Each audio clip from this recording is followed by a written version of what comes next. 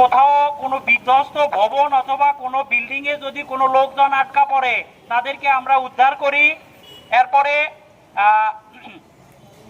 যদি সড়ক দুর্ঘটনা হয়, কোথাও সড়ক দুর্ঘটনা হইলে সেই সড়ক দুর্ঘটনা থেকে আমরা তাদেরকে ভিকটিমকে উদ্ধার করি। যদি প্রাথমিক চিকিৎসা দেওয়ার প্রয়োজন হয় তাদেরকে প্রাথমিক চিকিৎসা দিয়ে হাসপাতালে প্রেরণ করি।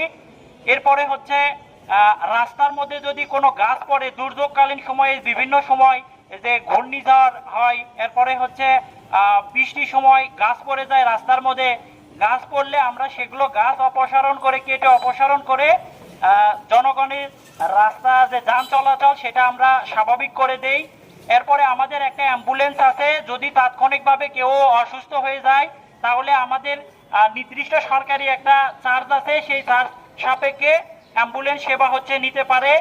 আবার যদি কেউ কখনো নদীতে অথবা পুকুরে পানিতে যদি ডুবে যায় তাহলে আমাদেরকে তাৎক্ষণিকভাবে ফোন দেবে। আমাদের ডুবুরি ইউনিট আছে, ডুবুরি ইউনিটের মাধ্যমে আমরা তাদেরকে জীবিত অথবা মৃত উদ্ধার করতে সক্ষম হই।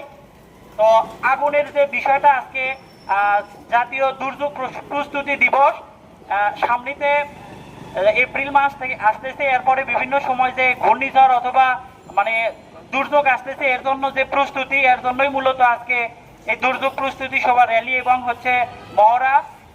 গ্রাম অঞ্চল সহ আমাদের শহরে বিভিন্ন জায়গাতে দেখা যায় যে দুর্যোগ প্রস্তুতির জন্য গাছের এখন ডালপালা অথবা মানে এমন মানে কি অবস্থা হয়ে আছে যে একটা যদি বাতাস হয়ে যায় তাইলে গাছটা ঘরের উপরে হয়তো পড়ে যাবে।